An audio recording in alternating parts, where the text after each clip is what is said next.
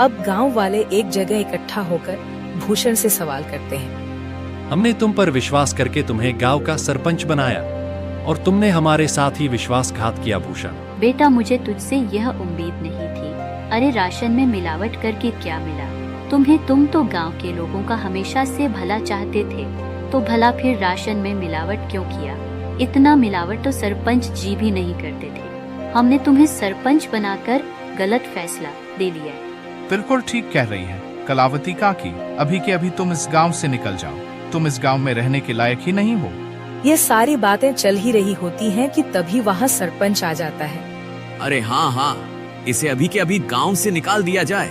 इस पर विश्वास करके तो हमने बहुत बड़ी गलती कर दी है। अब भूषण को गांव वाले गांव से निकाल देते हैं। सरपंच और उसका नौकर बहुत खुश थे, क्योंकि यह सब किया धरा तो उनका ही था। अब गांव से निकलने के बाद भूषण काफी दूर आ जाता है। वो थक कर एक पेड़ के नीचे बैठकर गांव वालों के बारे में सोचने लगता है। जिन गांव वालों का मैंने इतना साथ दिया, खुद से पहले उनके बारे में सोचा, आज उसी गांव ने मुझे निकाल दिया। अरे राशन में मिलावट भला मैं क्यों करूंगा? और अगर मैंने गांव वालों के राशन में मिलावट नहीं की है तो फिर यह सब जरूर सरपंच का काम है। कोई बात नहीं, मेरे इतना कहने पर भी गांव वालों ने मेरा साथ नहीं दिया। मैं इसे कभी नहीं भूलूंगा।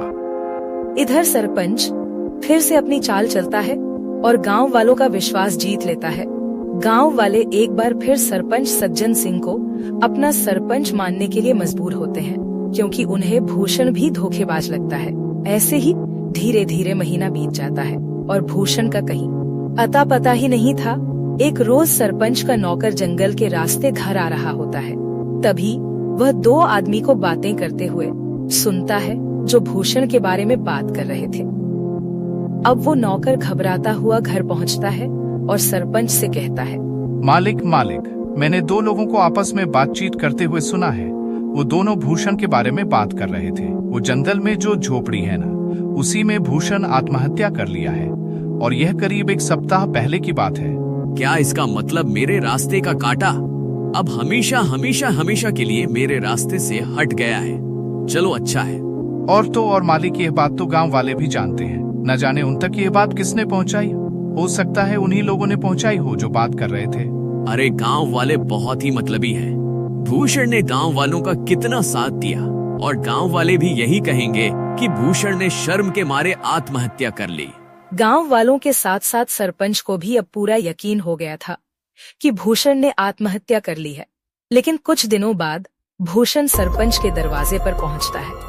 शाम का समय था, चारों तरफ अंधेरा छा रहा था। सरपंच अपने नौकर को आवाज लगाकर कहता है, अरे सामने देख, जरा कोई खड़ा है क्या?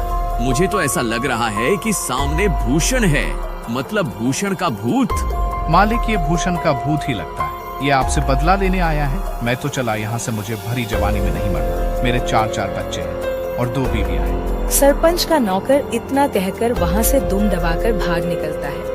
भूषण जैसे जैसे आगे बढ़ रहा था, सरपंच पसीने से तरबतर हो रहा था। वही रुक जा भूषण का भूत, तुझे क्या चाहिए? मैं तुझे सब कुछ देने के लिए तैयार हूँ, अपना घर, जमीन, पैसा, लेकिन मुझे मारना मत। मैं तुम्हें नहीं छोड़ूंगा। तुमने मुझे बदनाम किया है। अब तुम ही यह सच गांव वालों के साथ सामने बोलोगे, वरना मैं तुम्हें मार डालूंगा। अरे हाँ, मैं गांव वालों के सामने सच को बोलने के लिए तैयार हूँ, लेकिन मुझे मारना मत। अब सरपंच रात के समय ही गांव वालों को इकट्ठा करके सबके सामने सच को बोलता है कि उस दिन राशन में मिलावट उसने और उसके नौकर ने की थी। आप लोग भले ही मुझे भूत समझ रहे हो, लेकिन मैंने अपने आत्महत्या की खबर झूठी फैलाई थी ताकि मैं चोर को पकड़ सकूं, और चोर आप सभी के सामने है। मैंने हमेशा लोगों का भला किया, तभी तो आप लोगों ने मुझे इतने सम्मान और प्यार के साथ दानवीर कहा। भाई, मुझसे गलती हो गई, मुझे माफ कर दो। मैं तुम्हारे आगे हाथ जोड़ता हूँ।